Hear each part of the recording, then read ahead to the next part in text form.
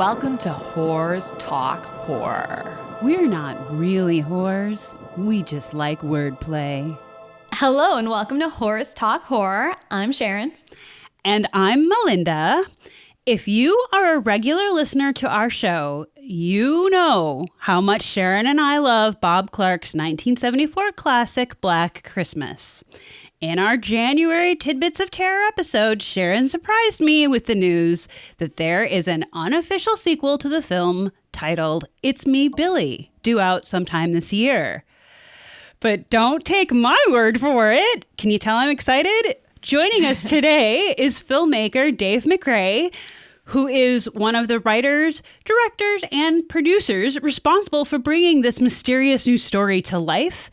And as if that wasn't enough, Dave also provides the voice of Billy, our favorite obscene phone call enthusiast. In his upcoming short film, Dave may close some of those open-ended questions that Bob Clark left for us back in 1974. I don't know. We're going to have to see. But Sharon and I are beyond thrilled to have Dave as our guest on our show today to talk about this new film, his thoughts on Bob Clark's original Black Christmas and the remakes of Black Christmas and horror movies in general. Dave, welcome to the show. Thank you so much. Thank you very much for having me, ladies. I am excited to be here and talk Black Christmas with fellow Black Christmas fans who appreciate it. Yes, welcome. And before we start talking about It's Me, Billy, I just wanted to talk a little bit about you. So besides filmmaking, you are also a professional award-winning voice actor. And just hearing you talk just even for those few seconds there, I mean, duh.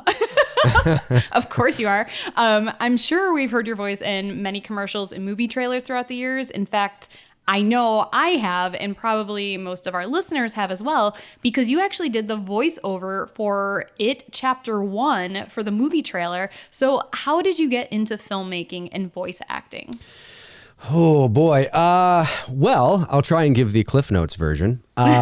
So I started out actually wanting to do on camera and pursue a career in on-camera acting. And I was doing that the turn of the century, dating myself. But when I left college, and then I fell into voiceover. Like I come from a family that's very sort of outgoing and extroverted and doing funny voices and things like that. I've always done that.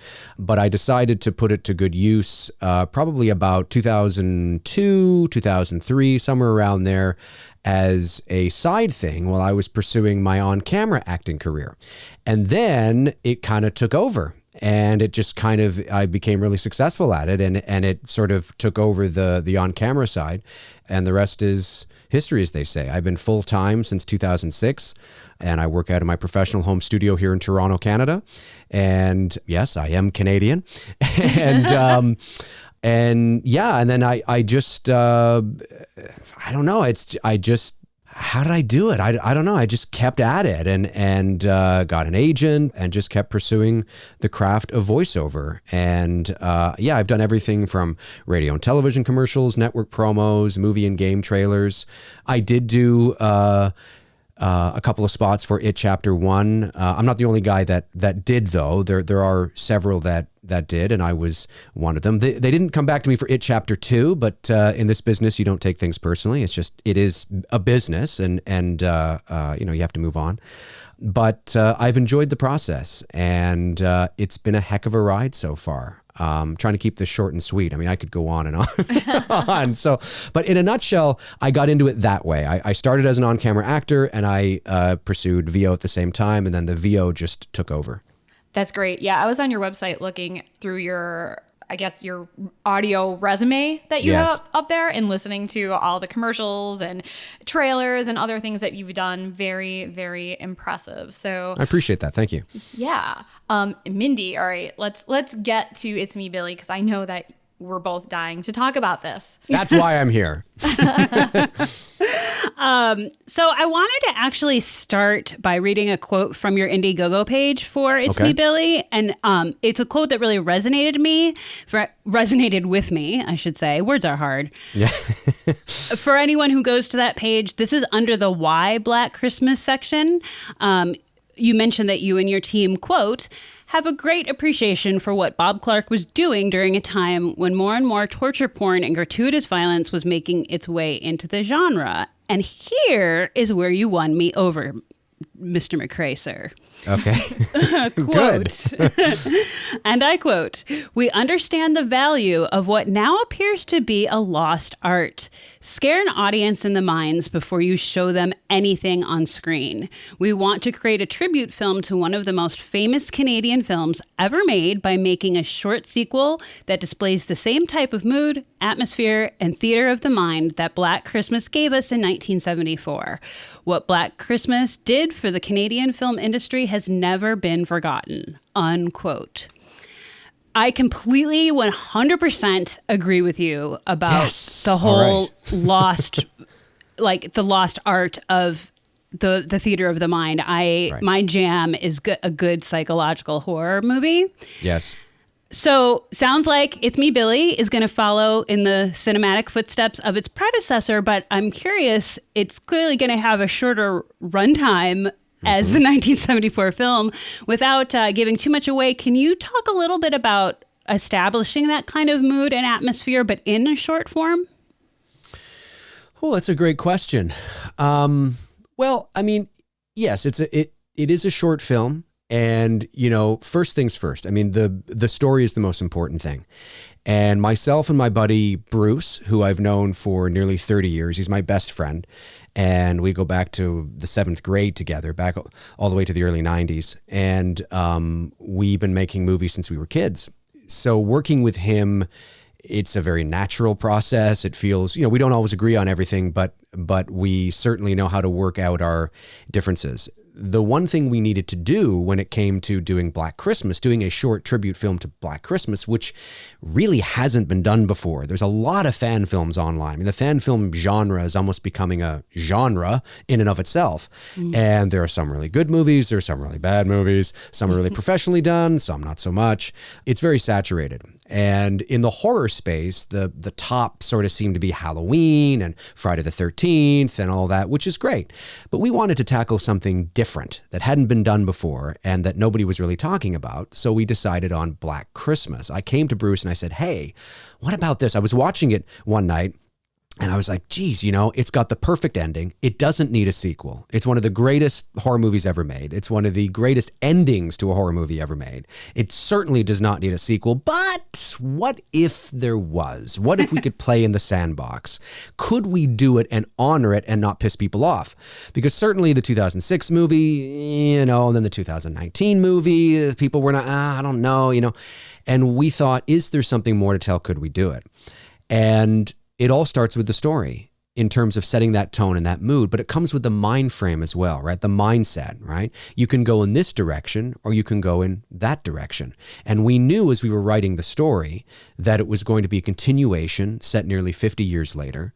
But what was that story about? And once you crack the code of what the story is, paying attention to keeping sure that it aligns with the tone and the mood and the atmosphere is pretty straightforward. I mean, I don't know if there's a magic red button per se, but it came pretty naturally once we cracked the code of, you know, what is this going to be about? That's a great answer. I love that. Cracking the code. It's all about the story. I love it. For sure, 100%. Most important thing. And I have to ask because I did read somewhere, I can't remember if it was on Indiegogo or somewhere else where I was preparing for this, but you had mentioned, you know, that you're from Toronto and that Black Christmas was such a big deal growing up, knowing that it was filmed in Toronto.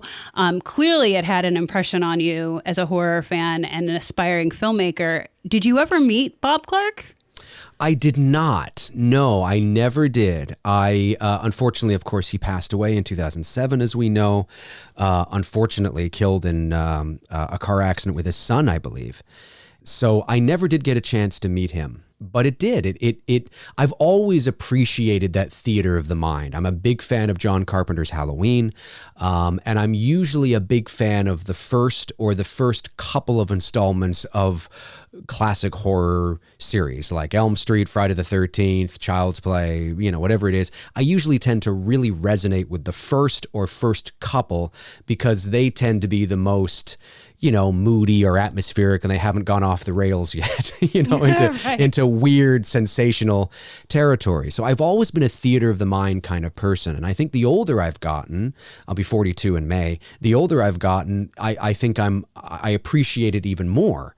And Bob Clark's Black Christmas is almost the quintessential example of that kind of thing, of a theater of the mind sort of. It's not quite in the same vein as like the 50s, 60s horror films. It's sort of, it's in that transitional period where horror was changing, but it's almost like the best of both worlds. It was a little like, whoa, for 1974, especially some of the things that Billy's saying on the phone, but it still has that theater of the mind psychological aspect to it.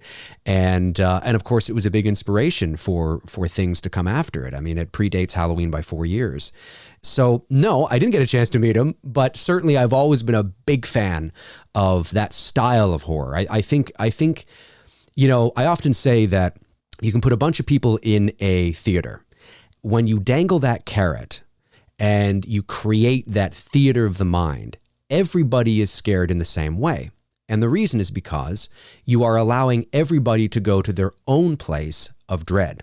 Now, my place of dread in my mind may be different from your place, but because we're not being shown what that is yet, during the movie, we're both going there. We're enjoying it on the same level. We're both going to the same place, maybe different places for ourselves, but we're going there.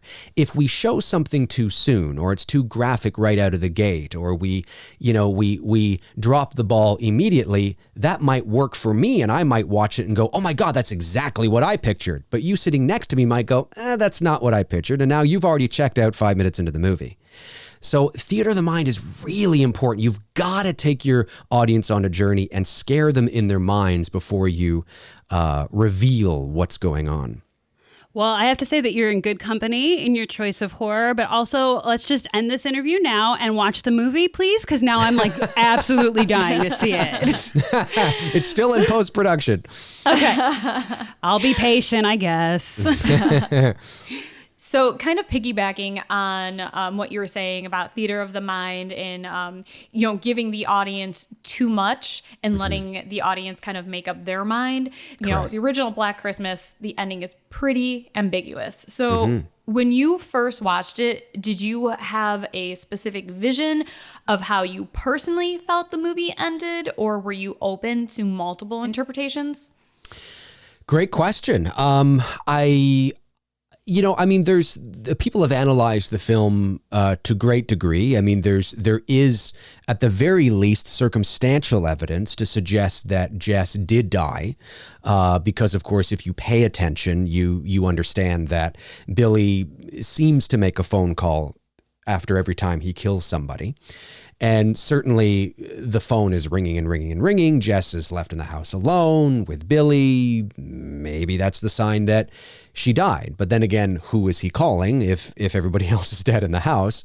Or is it Billy calling anybody? Is somebody calling the phone from outside the house? There's so many different ways that you can go about it. I didn't really particularly lean one way or the other. I tend to kind of like to think about several different options and what they could mean. I just love the ambiguity of it. I just love the idea that you don't know. You have absolutely no idea what the hell happened. And that's the point. The bad guy wins, and that's whether Jess is dead or not, he wins in the sense of, that he hasn't been caught. And the phone ringing becomes almost a symbol at that point. Agreed. Yeah, that's one of the things that Mindy and I really appreciate about the film too, is not only is the ending very ambiguous, but even just the character of Billy himself. They don't give you any sort of a background to where he came from or what his motivation is for killing, which I think just makes it even scarier. Yeah, you're bang on.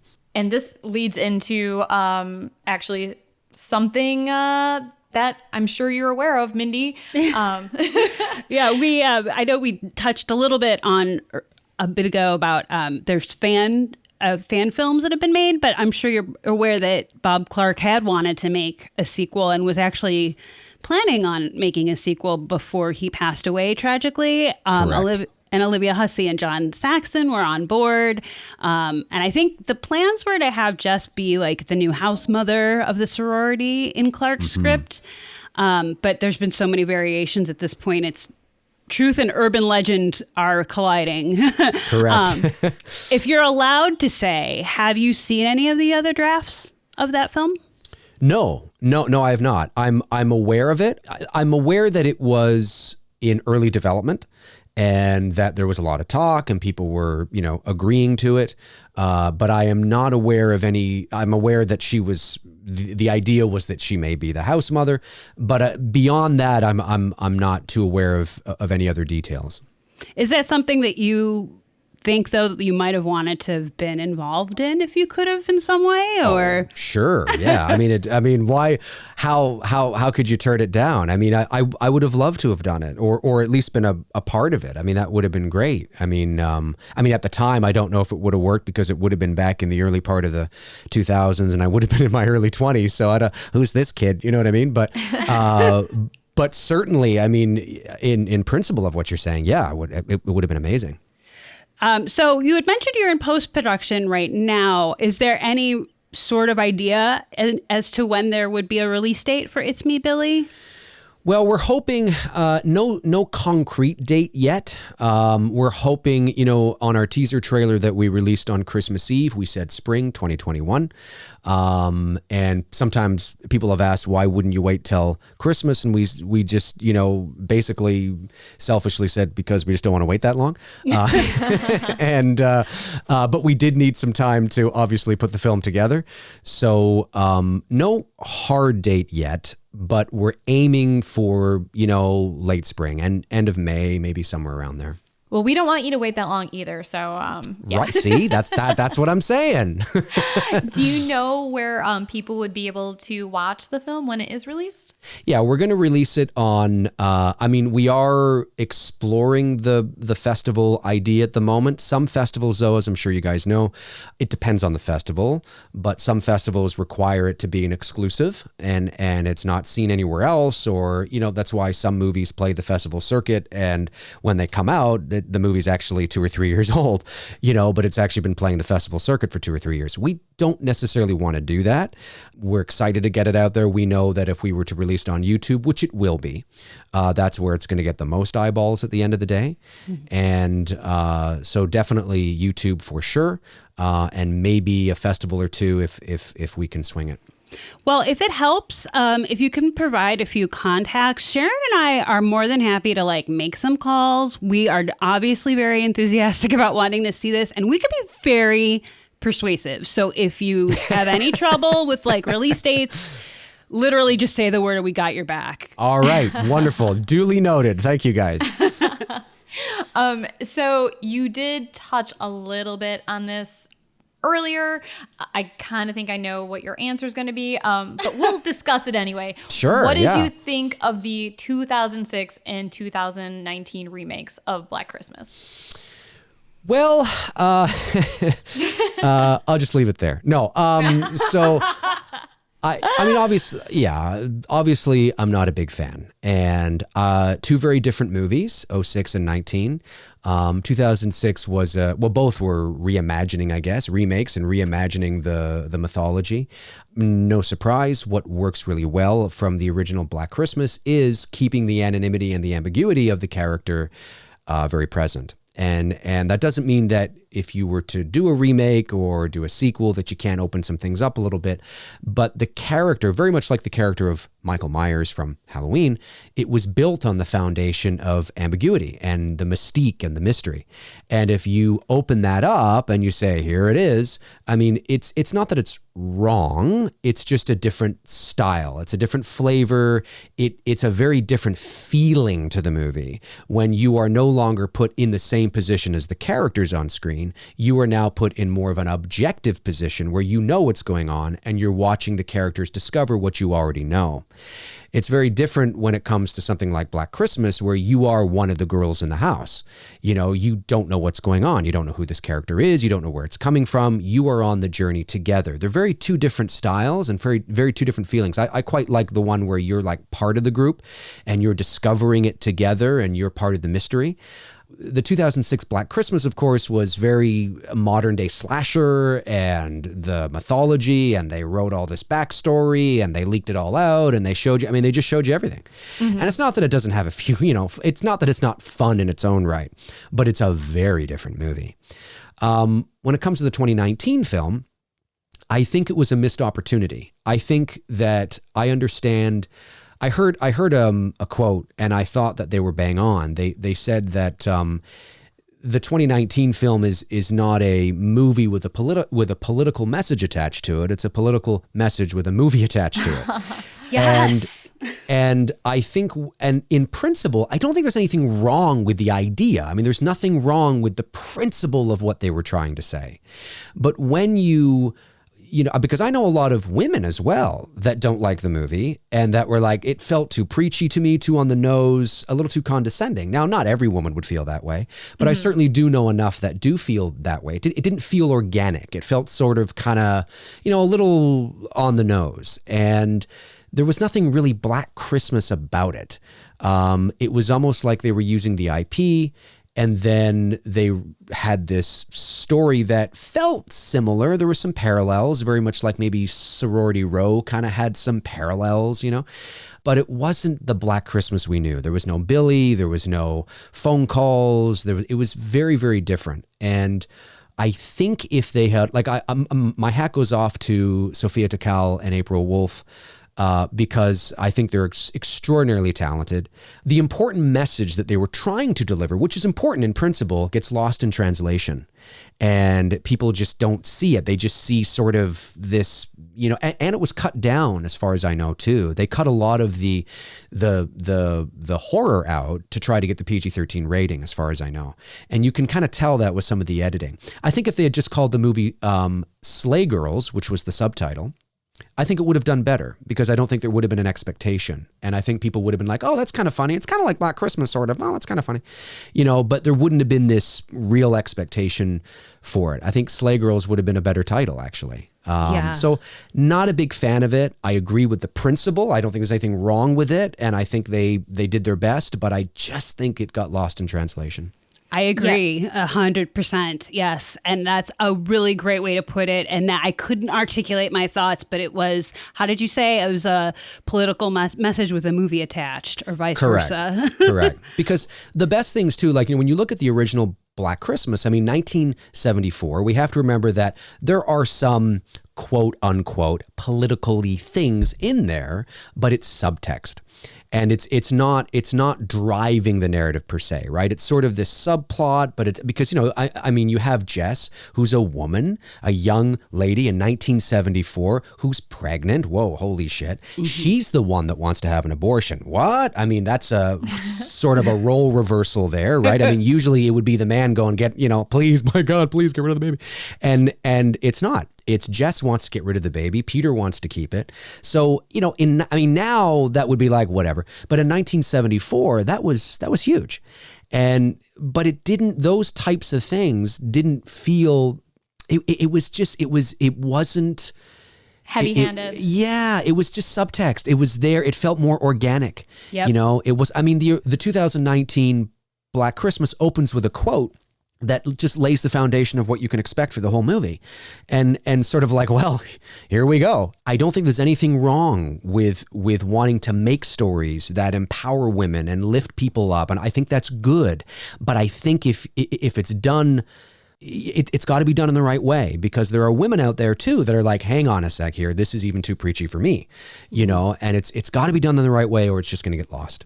I agree. Yeah, Mindy and I have had this discussion before where we're like, why did they even call it Black Christmas? So totally agree with that. They should have just made a film that was its own thing and not tried to, cash in on the success of the original. And then I think the 2006 one, correct me if I'm wrong, did that do pretty well, or was that just a bomb? I know there's a huge fan base out there that loves that movie.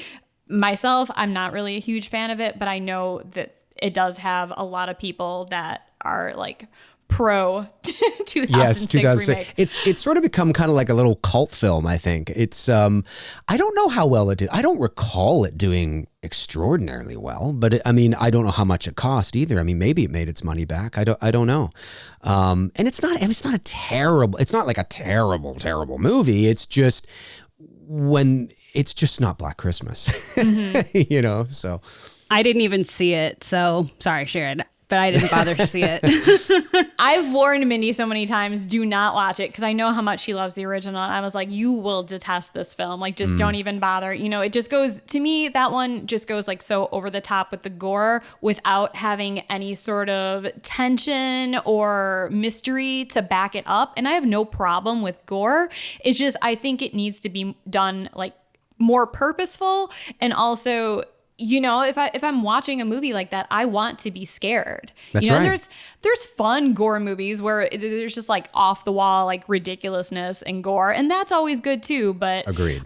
yeah, it just kind of fell flat for me. I did some quick research. The 2006 Black Christmas was budgeted around $9 million, and worldwide it made about $21.5 million. Okay. So you factor in, I don't know what they're marketing. The 9 million would have been the production budget. That wouldn't have included marketing. So it probably, if it broke even, it barely did.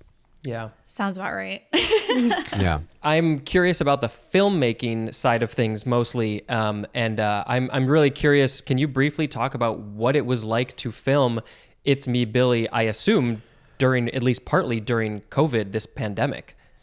Yeah, well, that's a great question, Spencer.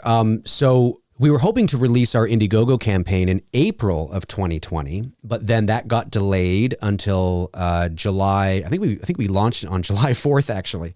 We delayed it, and we just, I don't know. I mean, the pandemic here in Canada has, I mean, obviously our countries are like basically, I mean, they're, you know, right, well, they're right next to each other. And we don't have the population, of course, that the United States has, but we got hit hard with it too. Now it's relative.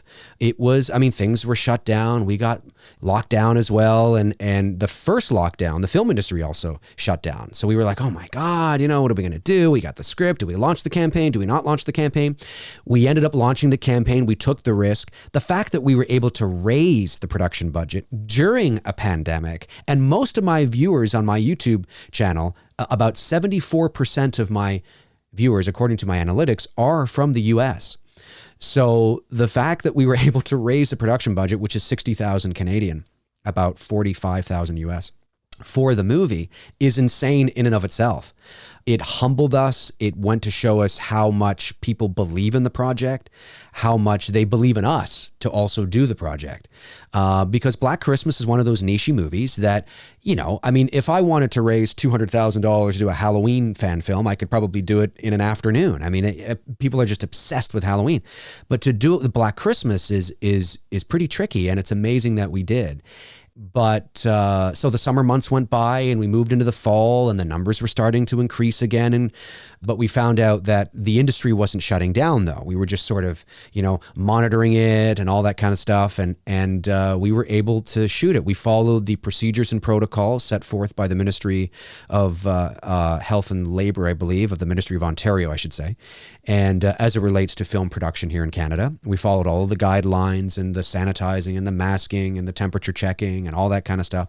The good news is that we had a crew, cast and crew total was about 17, 18 people. And we were shooting essentially in one location. So that really benefited us. And it was a catered set, so nobody was going out to eat. It was, you know, they were coming in. I think if we were shooting, you know, at 10 different locations, that would have been really tricky. But nobody got sick. Everybody was healthy. It was, I think once we settled in, everybody got comfortable. We were wearing our masks, of course, but everybody felt comfortable. And it was just kind of getting over that initial sort of pre-jitters of shooting a movie during a pandemic, how is this going to go? And once we settled in by like day 2 or 3, we were okay. But the fact that we were able to pull all of this off in 2020 is insane. Yeah, I think if we had known at the time about the Indiegogo campaign, we would have given you as much money as we possibly could have afforded just to get it made. So you would have had a little bit extra. Amazing. Yeah, because as Mindy and Sharon have said that they're huge fans of this film, and another film that they are big fans of, especially Sharon, is Halloween, which I think you might be a little bit of a fan of too, right? Just a little bit. Yeah, so I read that you have written, directed, and also starred in some short Halloween fan films. So how many Halloween short films have you made, and what was your inspiration for making them? Well, the Halloween fan films, oh my God, started in 2009. And and they're not professionally done. I just sort of got out my camera and I wanted to showcase, and this was before anybody was really doing this online, because YouTube was only 3 years old at this point.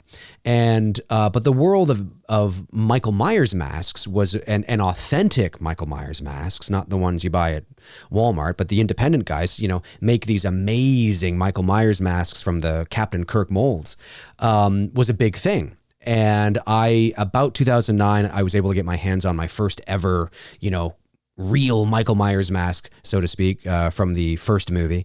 And I decided to just shoot myself walking around my house in the costume. And then I would play myself as well in it, and I would edit it together but I know how to edit. So it looked pretty good. Like it didn't, you can tell it's shot on a home camera, of course, but it looked pretty good. And then as the years went on and I upgraded my equipment and all that kind of stuff, I was able to shoot on higher end stuff and get my friends involved and just have some fun, and create moody, atmospheric sort of stuff. Like there's a short Halloween fan film on my YouTube channel right now called The Boogeyman. And I think that was the last one I did. It's only about maybe 7 minutes long, 8 minutes long, 10 minutes maybe, something like that. I don't think it's too long.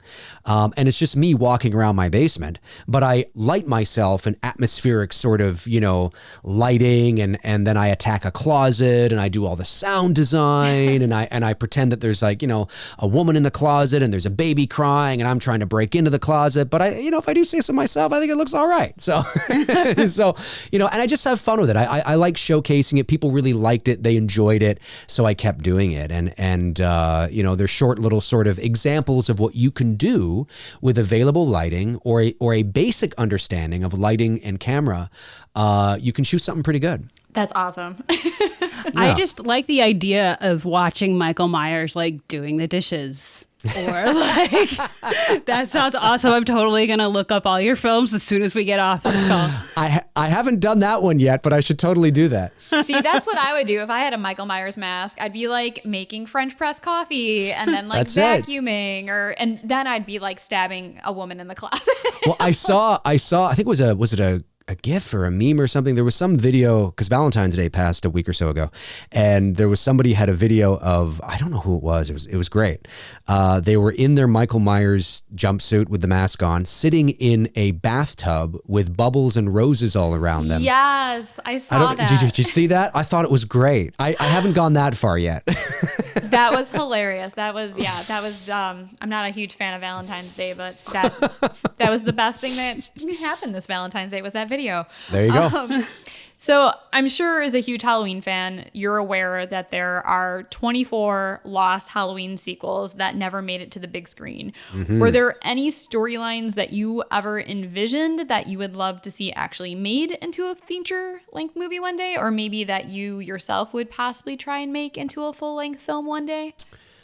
That's a great question. I can't think of anything specific because I think I'm somebody that believes most movies have shelf life. Most sequels, most stories have shelf lives. But I think Michael works best in small doses. And I think it's primarily because of the the foundation to his character. I don't think it's a character that can go on and on and on and on and on like Freddy or Jason, although they have gone on and on and on with him. But I always found it interesting that John Carpenter's original idea for Halloween 2 was or was it 2 or 4? I think it was 2, to set it in an apartment building. And it was some years later, and Michael returns, and I believe Laurie Strode is now, I don't know how many years later it is, but she lives in an apartment building, and it was going to take place in an apartment building. And I always thought that was fascinating. That was interesting. And that was sort of the inspiration. Speaking of Halloween fan films, there's also a Halloween fan film on my channel called Haddonfield Reaper, which I shot with my buddy Bruce. We shot it in about 8 hours, I think it was, on the Samsung Galaxy 9 phone. Professionally edited it, did the sound and everything, and we shot it in an apartment building. And that was the inspiration for that. It's a fun little short. I think you'll guys get a kick out of it.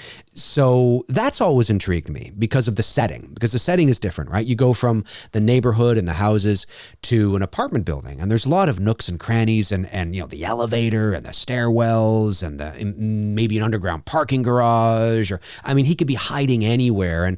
And I always thought that was cool because it's an extension. It's not just the same thing, it's in terms of location. I do know, of course, that Carpenter's original idea and proposal for Halloween 4 was to be a little more cerebral, and Michael sort of is dead, but it's Halloween is banned, but they bring Halloween back, or they bring him back by banning it. The more they push it away, he comes back. There's all tons of ideas, as you said. There's a ton of them.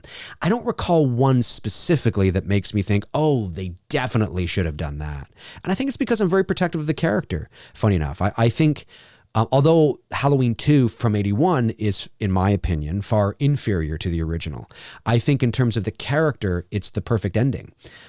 Because that's it. He's burned, and and she wins, and she got away, and I just don't know. I don't know how much you can go on with the character unless you are, of course, rebooting it and really making it a choose your own adventure. Then you know what I mean. I will say this though. I will say that, and this is my own idea, that I'm not a big fan of Halloween 5. I think that's a garbage movie. Is that the one with Paul Rudd? No, that's Halloween 6. Okay. Halloween 5 is the one that introduces the Thorn Cult with the tattoo on his wrist, and it introduces the Man in Black. They are also in part 6 with Paul Rudd, but Halloween 5 is the one that follows part 4, and I think 4, although not a great movie, I think it's a decent sequel and follow-up, and I think they just dropped the ball with 5. I think they should have made it more about Jamie and the relationship with Rachel, and nurture that, because that's what you've established in part 4. Rachel begins kind of being, oh, my foster sister, I don't know, and she doesn't hate her, but she's just, she's a teenager. She wants to go out with her friends and her boyfriend and whatnot, and then, of course, by the end of the movie, they are going through this shit show of this serial killer, and that should have brought them together, and instead they kill her off 10 minutes into the movie or whatever in part 5, and that 5's just a weird film, and I think I think they dropped the ball.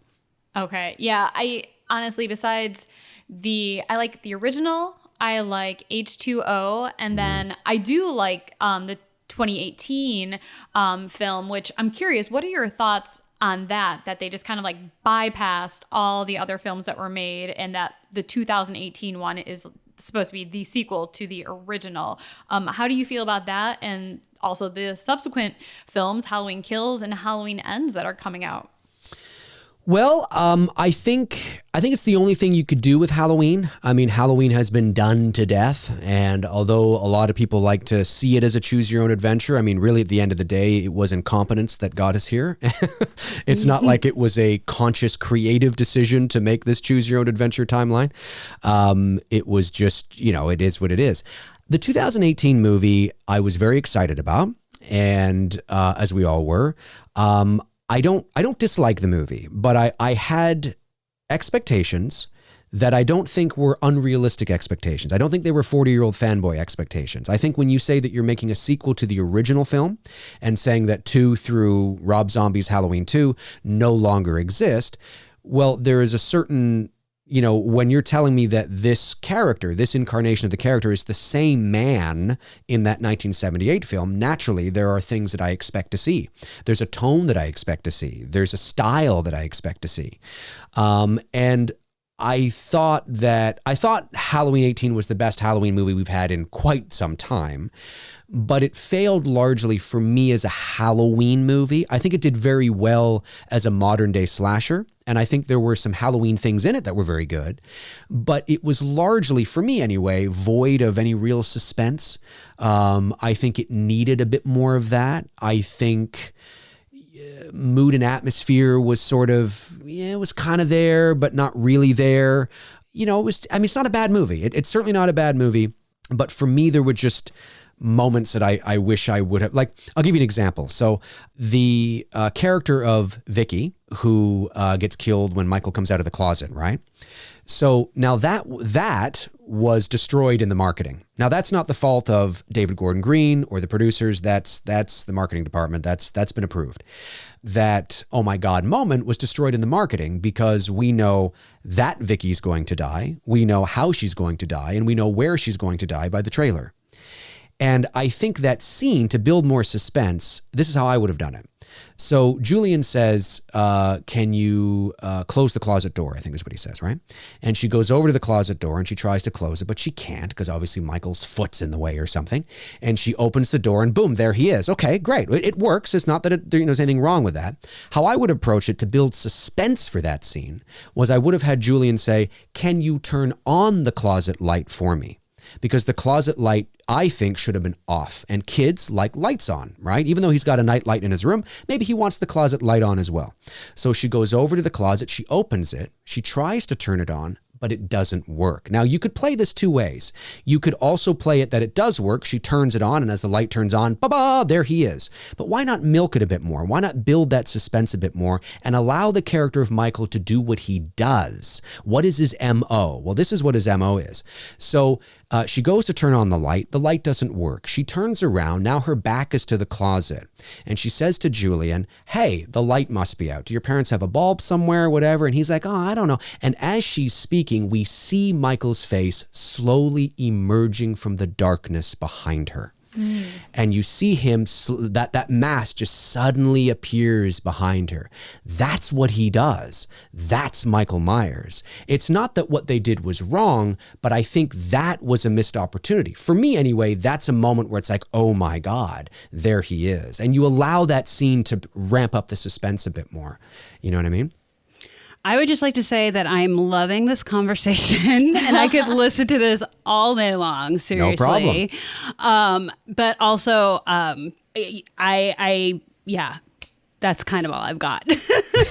No, I appreciate you putting your own, when I'm watching a movie, I would never be able to be like, like how would I be able to like make this more suspenseful or I'm not a filmmaker. I don't have that vision when I'm watching it. So I really appreciate hearing a filmmaker talk about that because now I have to rewatch the movie and envision what you just said in that scene because I'm sure you're right. Also, I have to say, one of the reasons I stopped watching trailers is for the exact reason you said, especially for horror movies and comedies. I think trailers give way too much away. They give away all the jokes or they give away all the scares. That was actually going to be my other point, and I lost my train of thought because I was still envisioning the scene that you were describing. But you know what? And to be fair, like what they did isn't wrong. I mean, it works, and I'm sure it works for somebody, and I'm sure somebody in the theater was like, oh my God, but is there a better way to do it? Is there a better way to do it that is Halloween? You know what I mean? And that's the key. That's the trick.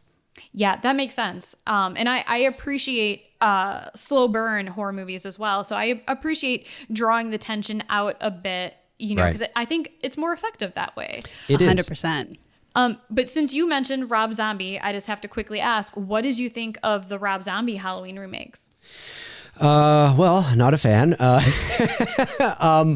I commend Rob for, taking it in a completely different direction and Rob Zombie's Halloween films are sort of it. There's no gray area really. You either really like them or you really hate them. I like his first Halloween better than I like his second Halloween, but I'm not really a fan of either.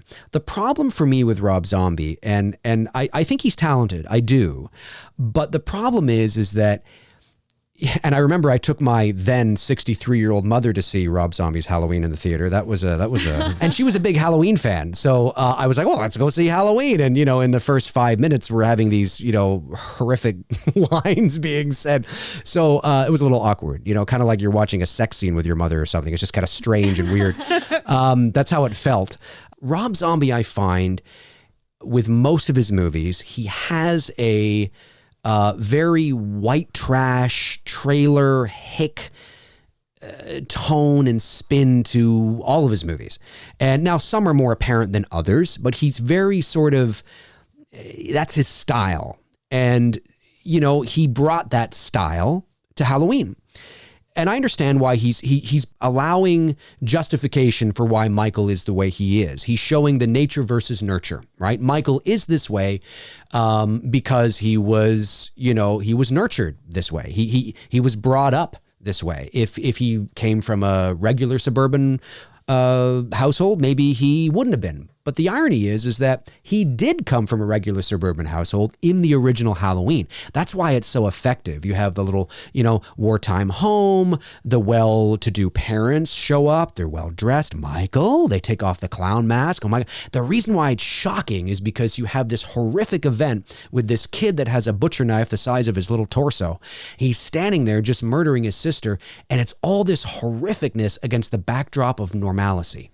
I'm not going to say that you're sort of causing a rift between me and Sharon, but I just want to say thank you, because I am 100% in agreement. And I too think that Rob Zombie is talented and there's value to some of what he does for sure. And he definitely has a point of view. But that to me was what bothered me, is I was like, that's the point of Michael Myers, is that he is in the suburban home and we don't know why he's crazy, and that's why it's scary. Right. And then again, it's not that what Rob did was wrong necessarily, but when you have an established character that has been known as one thing for so many years, it would be the equivalent of watching, pick your favorite TV show, right?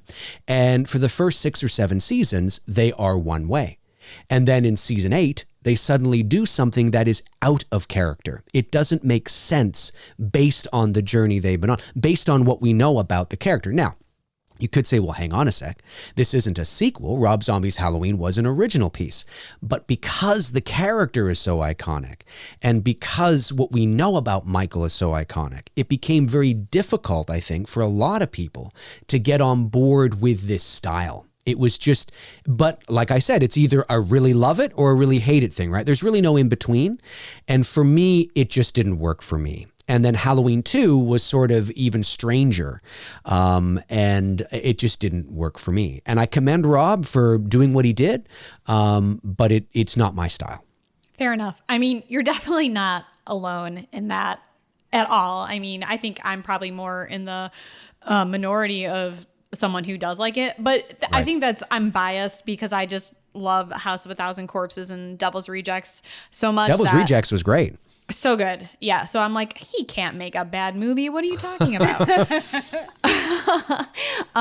So let's move on to our lightning round. Okay. So just, whatever pops into your head first, you don't need to really think about it. Okay, I'm ready. All right. First question. What is your favorite horror movie? Halloween. All right. Oh, I thought you were going to say Black Christmas, so you surprised me. It's in my top 3. Okay. It's in my top 3. What's your third pick then? Oh, I would say, it varies, right? But I would say Halloween, Black Christmas, and then either Whatever Happened to Baby Jane way back in the day. Yes. Or I do also like the original Psycho as well. I think is very good. And I love the original Elm Street. I mean, it depends on the day. Absolutely. No, we know exactly what you're talking about. All right. Who is your favorite horror director? Oh, That's a really good question. I don't think. I mean, instinctually, I want to say Carpenter, but I think that's cheating. I think I do like Wes Craven. Okay. All right. And you can give more than one answer too. Oh, okay. Yeah. But there's so many. I mean, there's so many good ones, I mean, although he didn't stick with horror, I think Kubrick would have been fascinating as a horror director. Yeah. If you had a chance to play any horror movie character in history, who would you play and why? And it doesn't have to be, it could be a villain, it could be the hero, whoever you'd want it to be. Well, it's funny you asked that. I think I'm going to, and I'm cheating a little bit here because I'm actually going to be doing it sort of. I'll say Freddy Krueger. And I actually am going to be playing Freddy, although it's been delayed because of COVID right now. I'm playing Freddy Krueger in a fan tribute film opposite Miko Hughes, actually, called Dylan's New Nightmare. And it's being produced by Vincent DeSanti and Cecil Laird. Vincent DeSanti did the Never Hike Alone films. And we're going to be doing, it's an unofficial sequel to Wes Craven's New Nightmare. And Miko's returning to play the role, 30 years later, whatever, or 25 years later, I guess. And we were supposed to do this last year. We were actually going to shoot it far before I was going to shoot It's Me, Billy. But the pandemic hit, and of course, being here in Canada, the borders are then closed and all that kind of stuff. But in 2019, when I was in LA, I was actually attending the Voice Arts Awards at Warner Brothers, and at that same time, I went over and I had my head cast or my face cast, like a whole cast and everything, because they're going to be doing prosthetic makeup for me. And it's going to look fantastic. Nora Hewitt is doing it, and it's going to be great. So it's a short film, but that's something I'm really excited about. So I'm going to say Freddy Krueger. I have such a smile on my face. You have no idea. That's awesome. Mm-hmm. So fun. Yeah, that's another one of Mindy's favorites. So we will be looking for that. Oh boy, pressure's on now. Do you believe in ghosts and the paranormal? Yes, I do. And I do because of a personal experience that happened to me in my second year of college, which is, I have written, it's like 20 years in the making here, but I've written a feature-length script entitled Port Robinson Road. And it's something that has been sort of in development hell for years and years, because it's something that's going to cost a lot of money to shoot. But it's not a supernatural horror. I mean, it is, but it's not like your standard supernatural Hollywood horror run-of-the-mill kind of thing. I've written it in a way where it's more of a thriller drama kind of thing. And because I find this stuff so fascinating, but I find what's more fascinating is really understanding the science behind it. Like, is it possible? And because we can go around and we can, not that these ghost hunting shows and paranormal shows don't have their place and they're not fun to watch, but at the end of the day, they're there for entertainment, and you don't really, you're not any further ahead of discovering whether ghosts are actually real or not by the end of the show, because they're there, you hear EVPs and you hear this, you hear that, and it's fun. But I want to get to the real root of it. Like, where does the seat of consciousness lie? Does consciousness survive death? Yeah. And if it does, even there's circumstantial evidence that it may a little bit, but does it survive indefinitely? And if you can prove that, I don't know how you do it, but if you could prove it, now that's interesting, because now we're getting to the real, the science of it. But I have had enough circumstantial experience, at the very least in my life, that I do believe that the probability is high that something survives the process of death. I don't know what that is. I don't think it's necessarily Casper running around. I don't necessarily believe that when you die, you wake up and you're on a cloud and they're all your friends and family. I don't know what it is, but I do believe something survives the process of death. If you don't mind, can you share your story? Sure. Yeah, I can. Again, I'll try to give the Cliff Notes version. So it's entitled Port Robinson Road. And the reason why it's titled that is because that's the name of the street where this took place. So here's the cliche part, but I assure you everything isn't cliche, is it's an old abandoned farmhouse. Wah, wah, wah. But it is. And I was attending Niagara College in Welland, Ontario. Somebody had asked me one night, I was up late, I lived in residence, and somebody asked me if I think I was talking about ghosts because there were rumors that the residence was haunted and people were experiencing kind of weird things. And that was the sort of the catalyst. And the person behind the desk who I was talking to said, well, have you heard about the house over on Port Robinson Road? And I said, well, no, what's the house on Port Robinson Road? And now I'm like really into it, right? And she told me about it, and she told me her experience and how it's been abandoned for years. Now things are just left there. It's this old farmhouse about a football field away from the main road. And the main road is like this little road. It's not like a main highway or anything. And I was like, wow, holy crap, And so we went over there, and I got, a group of people together, not that night, obviously, because it was 2 a.m, but I grabbed a bunch of people. This is November 2000, in the year 2000. And we decided to go over and to check it out. And we went during the day, and it was definitely creepy. You walk in and everything was left there. And it was like, the refrigerator is there. It's falling apart, but it's abandoned. I mean, if you've ever been in an abandoned house with shit all there, that's kind of what it was like. And we decided to come back that night. And lo and behold, it rains, like perfect, right? You know what I mean? And so we go back and we go, and now it's raining and it's teeming. I mean, it's not just rain, it's teeming, like it's bouncing off the pavement. But we went back and we bundled up, and I got the flashlights, and I brought a cassette recorder. And because I had heard that, things that you don't see or hear tend to pick up on tape. So I brought this cassette recorder, and it definitely was a different feeling. Now, obviously, it's nighttime, it's raining, you're in the middle of a fucking field in the middle of nowhere. Obviously, it's going to feel different. But there was a different feeling to it. Beyond that, nothing particularly happened. I don't recall. And then when I came home, or back to the residence, I'm lying in bed. And I'm listening through headphones of what we had just recorded. And I heard what sounded like a voice. And this is my first experience with, what is known, of course, as EVP, electronic voice phenomenon. Right. And I was like, that sounds like a kid. Like it sounds like a young voice. And of course, we're all in our 20s. And I was like, this sounds like a young voice. So I go out to the front desk and I get people to listen to it, and I didn't say anything because I wanted to see if they heard the same thing and if they thought the same age as me, and they all did. And I said, that sounds like a voice, and it was 2 voices. The first one sounded like they said either scary or scurry, and then the next one sounded like my fault, like my fault. Wow. Like that. And this is my first experience with this. And I'm thinking, holy snap and crap. I'm like, this is like, what is this? And that was sort of the catalyst that started this adventure to investigate this house of what happened there. But we were doing it in a really serious way, and the experience that people continue to have over there, people seeing, there was this one guy that swears up and down, and he wasn't the kind of guy to say this. He was a big 6'2" rugby guy. And he came over to that house, and we're over there. This is like a couple of weeks later. It's nighttime. I became like the official sort of tour guide. I was taking people over, and I should have charged for it. I probably would have made a fortune. And so I'm over there, and we're over there. It's nighttime. We're standing kind of in the back during, near this cold room area.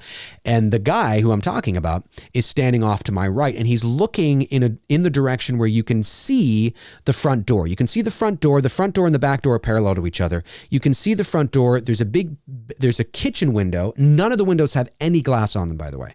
So this is maybe the end of November, so it's cold. You can see through the window out into the field. It's black, of course. It's pitch black, but you can see through it. And there's a big bay picture window off to the left in the living room, which also has no glass on it.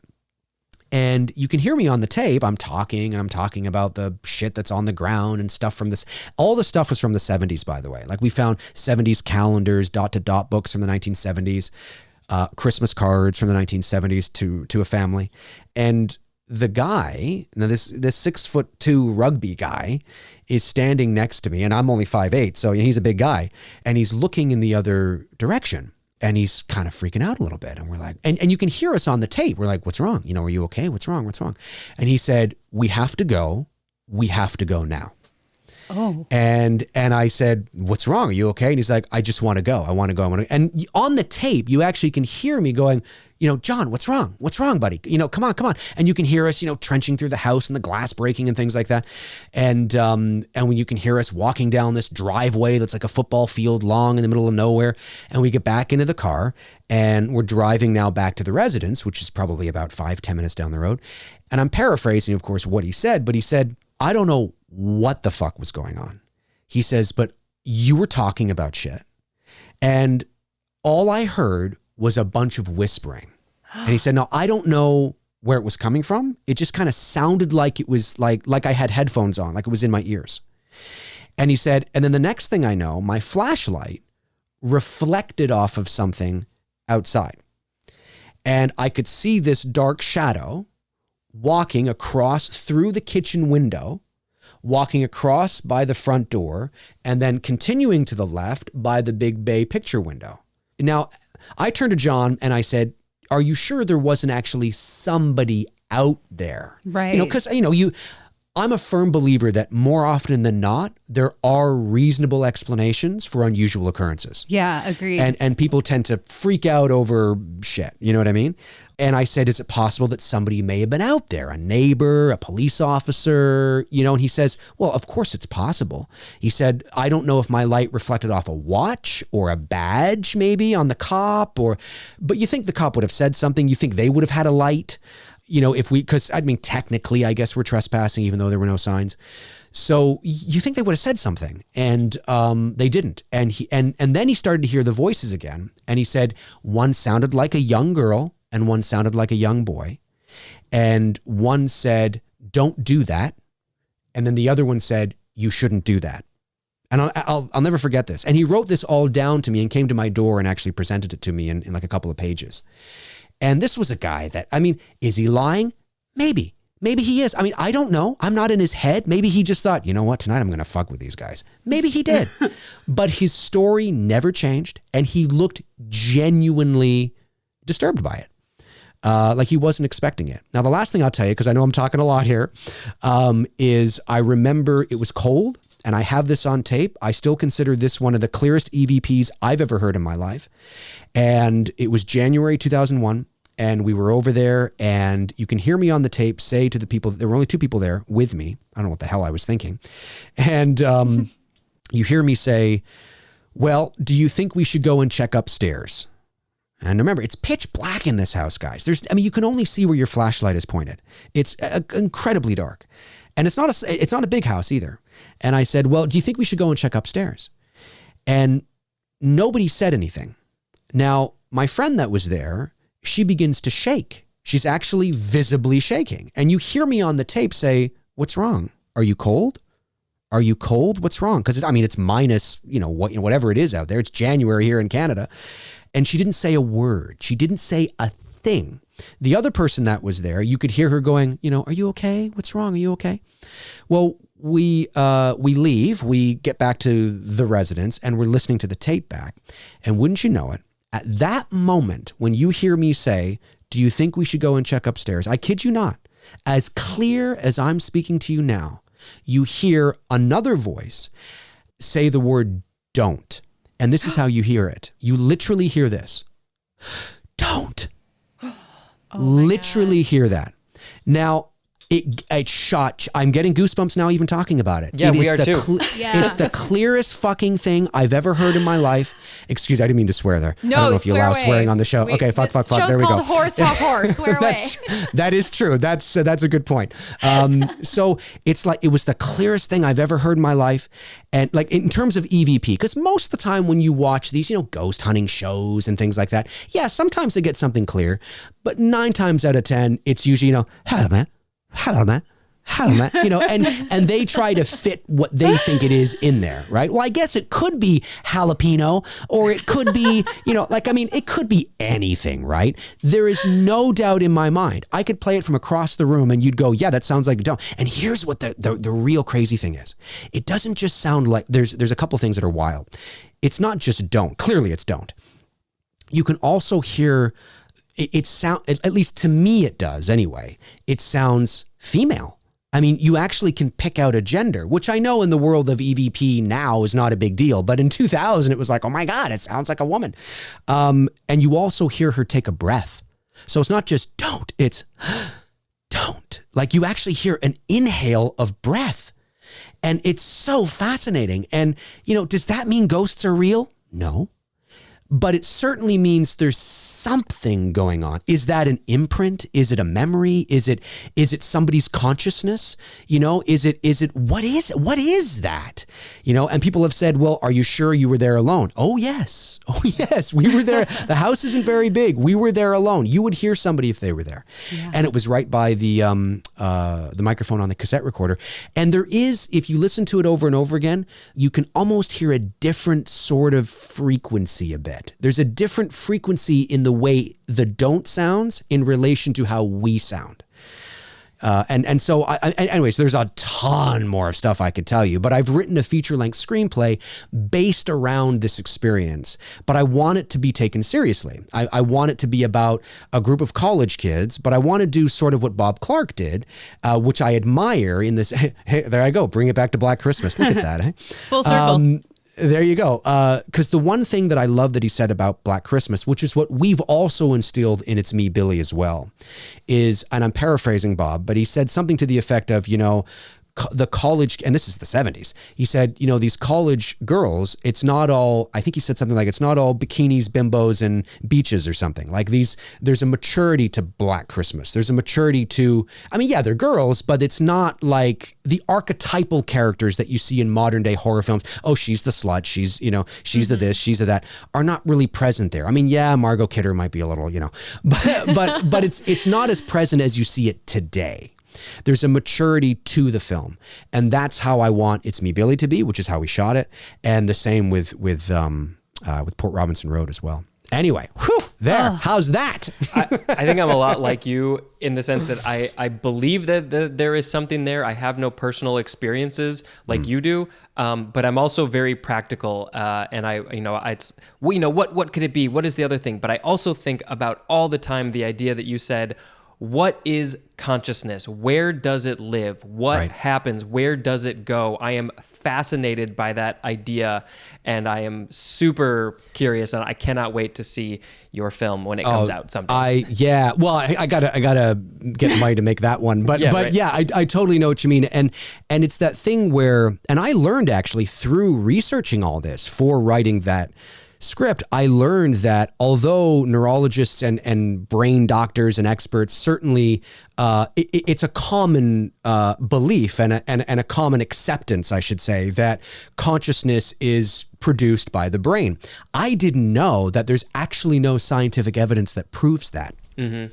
I didn't know that, because you would logically think that once the brain shuts down, well, so does consciousness, right? But there is, at the very least, circumstantial evidence that, we know about near-death experiences. The person was dead. There's no brain activity. The heart is not pumping, and yet they can remember conversations down the hall, that happened when they were dead. How is that possible? Doesn't mean ghosts are real, but man, is it fascinating. There's something. Oh, yeah. There's something. Dave, you are like maybe my new favorite person. I am one of those dorks that watched the original Ghost Hunters show that I think they tried to kind of take it seriously, and then it devolved into what those shows are today. But your stories are amazing, but it's fascinating that you mentioned that even just using a plain old cassette recorder, that the frequency was different, because I do tend to consider myself a healthy skeptic, and I agree. There half the time there are other reasons for what people hear that go bump in the night, but I am also, I don't know that the app on my phone like they use on the shows today is going to catch an EVP necessarily, but that level of science to it is what I'm interested in as well. And yeah, like Spencer said, I hope, again, we could be very persuasive. Let us know who we have to call. But this is good. A fascinating story. Thank you for sharing. Yeah. This is the best lightning round we've ever problem. had, Well, you guys. Thank you for allowing me to talk about it. I was gonna say it can't really be called a lightning round anymore, but that's okay. I totally forgot this was lightning round. We might have to have you on our show again to tell us more of your paranormal stories, because I'm I'm going to say right now, I'm a huge believer as well. I've had a lot of things happen in my life. I've seen ghosts. I've heard them. I'm a huge believer in it. And we've had paranormal investigators on our show before that we've talked to, and we've had people talk about their near-death experiences on our show. And it's so fascinating. So I think if you're up for it, we might have to have you on again to talk more about that. 100%. Absolutely. 100%. 100%. I think it's always, it's so important to be skeptical, because if you're not skeptical, you're cynical, which is not what you want to be. I mean, you don't want to be debunking for the sake of debunking. You want to be open-minded, but you don't want to be gullible either. And I think it's healthy to have a healthy sense of skepticism. But I think there's enough, and I always say this because we haven't been able to measure it per se. I think there's enough circumstantial evidence, at the very least, to warrant, hey, maybe we should kind of look into this. It's kind of a little strange here, If there turns out to be a rational explanation and science actually finds out that, yes, consciousness does survive, it survives for 5 minutes. Oh, okay, well, and then it's gone. Okay, well, then I'm willing to accept that, but we don't know yet. Yeah. Absolutely. Just a couple more questions here. No problem. So if you get a chance to make a full-length sequel to Black Christmas, will you? I would love to, guys. I would. What was so cool about working on It's Me, Billy, is we took this very seriously.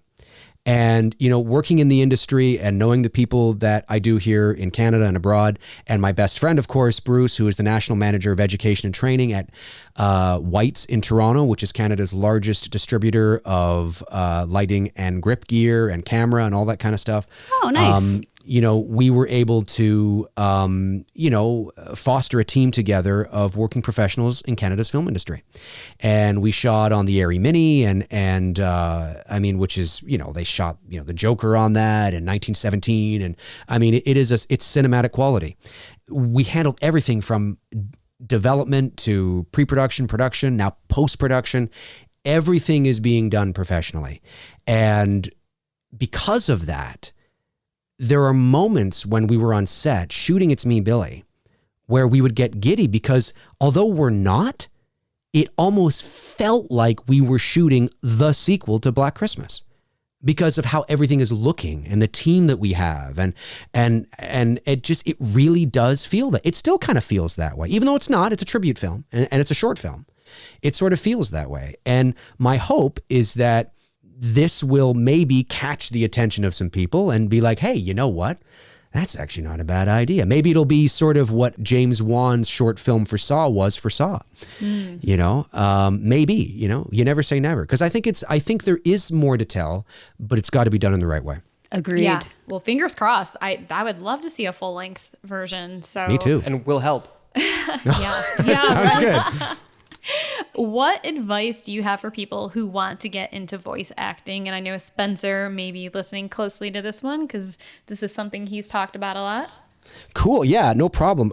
I would say that my first bit of advice would be, I always say this to people, is to understand that this is obviously it's a business. It's one of the most important parts of the entertainment and the corporate industries as well. But it is a business. And to understand that this has voiceover, ironically enough, has very little to do with the sound of your voice and everything to do with your acting and performing abilities. There are voice actors out there right now that have great voices, but are struggling to make a career out of it.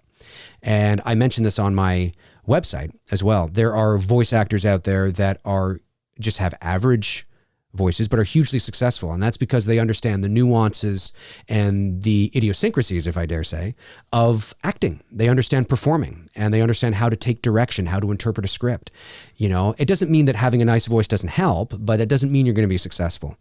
So I often say to people, learn the craft of voiceover, take an acting class as well, become a better actor. Learn acting techniques, learn how to interpret a script, and, start that way. Because there are radio DJs that are terrific at radio, but fail to make the transition to voiceover because they continue to be sort of radio-like.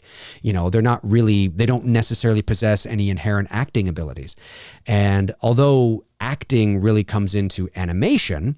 That's where you're really going to flex your acting muscles. So, you might think, well, am I really acting when I'm doing movie trailers or promos or commercials? And well, yeah, you are. You're not maybe doing it like you do cartoons, but you are still playing a fictional version of yourself in some aspect. So those are the things that I would say is really learn the craft of acting, learn the business of voiceover, learn what it's all about. And that's at least a good place to start. I have to say, I'm a big fan of, Bob's Burgers, the animated show, and subsequently Archer. H. John Benjamin has been a fan. Sharon and I have literally been fans of his for years and years as well. And that is one thing about Archer that strikes me, that cast especially, and Bob's Burgers, is you can tell that they have it. Their chemistry, they are all well-versed at interpreting the nuances. That's awesome advice. Thank you.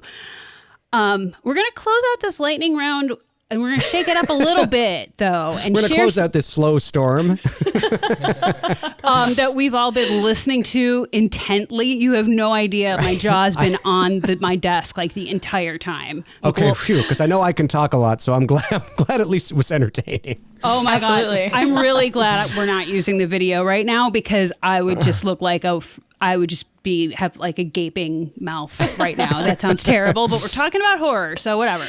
But we're going to close this out by shaking it up. We're going to share something about you that maybe you may not be aware of. Oh, okay. Exciting. We'll see. What photos did get out there? I don't know. No, nothing scandalous. Your IMDb page has all the usual stuff, your impressive voiceover experience, bits about when you were a kid or when you had your first voiceover or on-air radio experience, actually, too. But then, like, randomly tossed in there, I noticed that there was this one sentence about things you enjoy, and it says, is a fan of Family Guy and chocolate milk. And that's it. No context, no explanation. And I thought that was awesome and right on, because I agree on both points. Any idea how that got in there? Sorry, say again? Any idea how that got in there? I just thought that was such a funny random bit. Yeah, often no, actually, I think it was a buddy of mine that put that in there, if I'm not mistaken, because the chocolate milk thing is very nichey. I mean, you'd have to know me personally to know that. It's not like I, make that known. I do love chocolate milk, actually. I've always loved chocolate milk ever since I was a kid. It's so apparent that sometimes when I go out with friends and we're at a restaurant or a restaurant that has a bar, and maybe we'll be at the bar or something, they'll say, I'll have a bud or whatever. And they'll turn to me and they'll be like, and he'll have a chocolate milk, because it's got such an identity. It's such a kid thing, and sometimes I take them up on it. I go, you're damn right, I'm going to have a chocolate milk. I'm like that, but with hot chocolate. Hot chocolate's good too. Yeah, I'm an unabashed fan of chocolate milk. I will be, I'm pretty sure it'll be on my tombstone or something. I don't know. And Family Guy. Yeah, I'm a huge Family Guy fan. I think it's hilarious. Awesome. I just had to ask because, I'm a fan of both of those things too. And Amazing.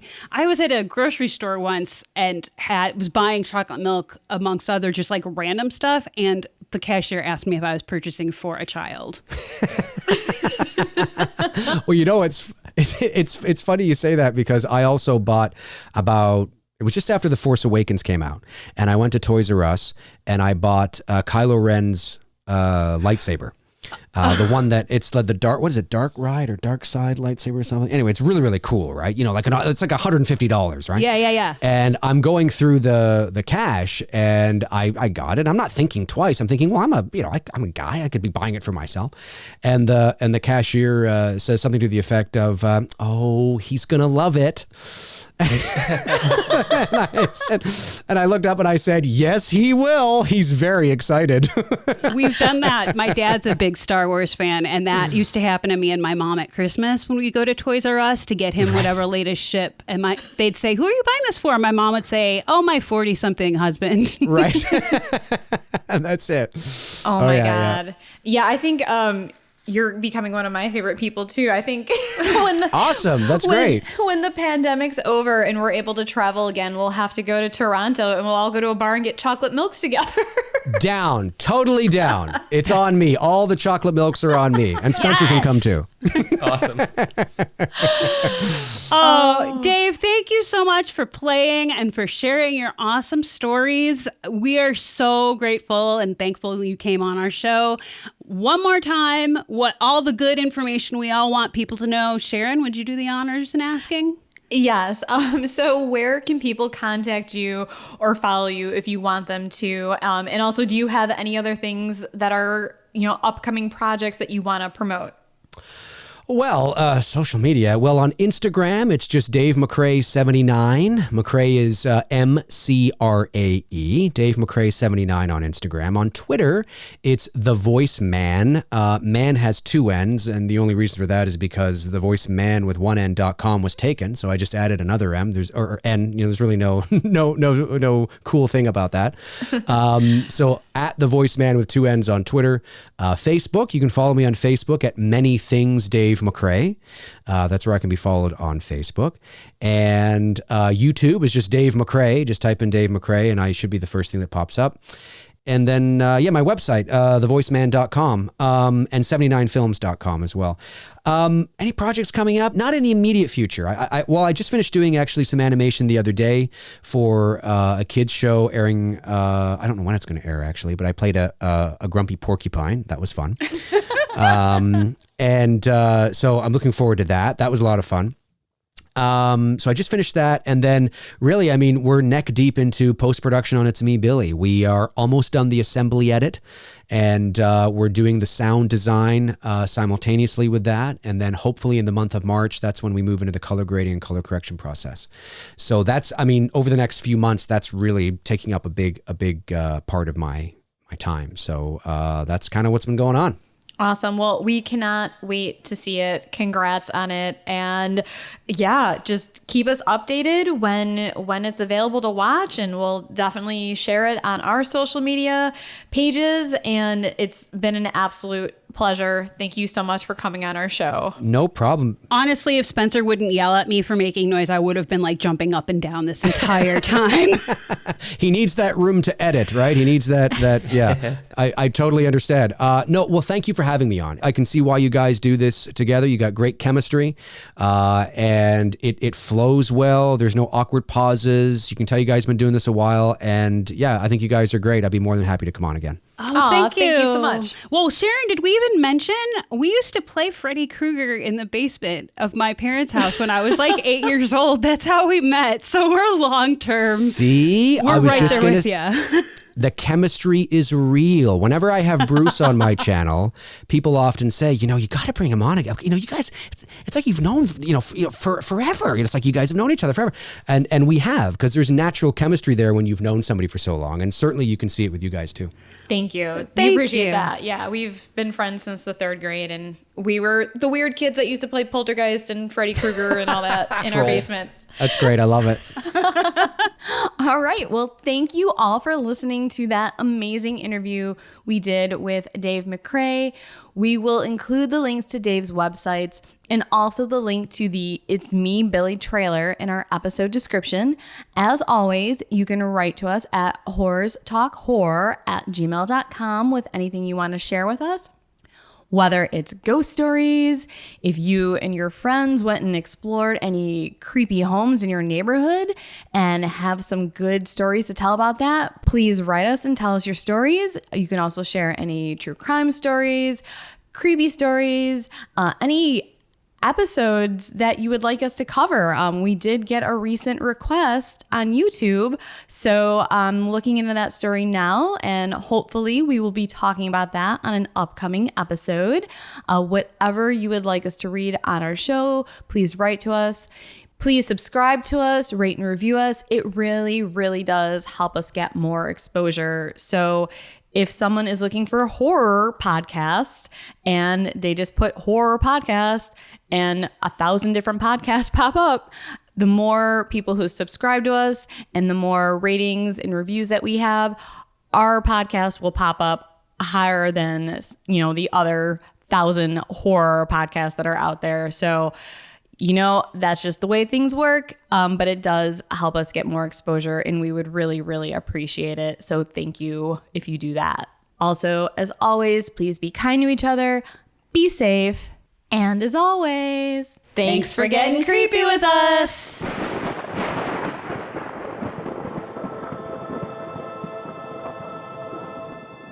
Sharon, you want a beer? Oh my God.